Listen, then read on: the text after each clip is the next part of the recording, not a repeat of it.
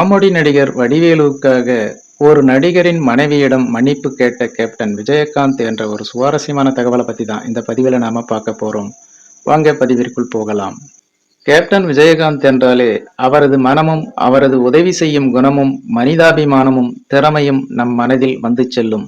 அந்த அளவுக்கு அவர் பிறருக்கு உதவி செய்வதை ஒரு வேலையாகவே செய்து வந்தார் என்றே சொல்லலாம். கேப்டன் விஜயகாந்தால் வளர்ந்தவர்கள் திரைத்துறையில் இன்று டாப் இடங்களில் இருந்து வருகிறார்கள். எந்த அளவுக்கு இரக்க குணம் விஜயகாந்திடம் இருக்குமோ அதே அளவுக்கு தைரியமும் அவரிடம் இருக்கும். இந்த நிலையில் காமெடி நடிகர் வடிவேலுவுக்காக ஒரு நடிகரின் மனைவியிடம் கேப்டன் விஜயகாந்த் அவர்கள் மன்னிப்பு கேட்ட சம்பவம் தெரிய வருகிறது. அதாவது வடிவேலு உள்ளிட்டோருடன் காமெடி காட்சிகளில் நடித்தவர் நடிகர் ஜெயமணி.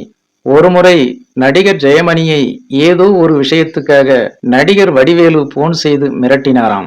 இந்த விஷயத்தை உடனடியாக நடிகர் ஜெயமணி கேப்டன் விஜயகாந்த் அவர்களிடம் சென்று முறையிட்டிருக்கிறார். இந்த விஷயத்தை கேள்விப்பட்ட கேப்டன் விஜயகாந்த் வடிவேலுவுக்கு போன் செய்து, என்ன ஓவரா மிரட்டுறையாமே, ஒழுங்கா இருந்துக்க என்று கூறினாராம். அதோடு மட்டும் நிற்காமல் நடிகர் ஜெயமணியின் மனைவிக்கு போன் செய்து, நீங்கள் அரசாங்க பணியில் இருப்பதாக சொன்னார்கள். வடிவேலு அப்படி செய்திருக்க கூடாது.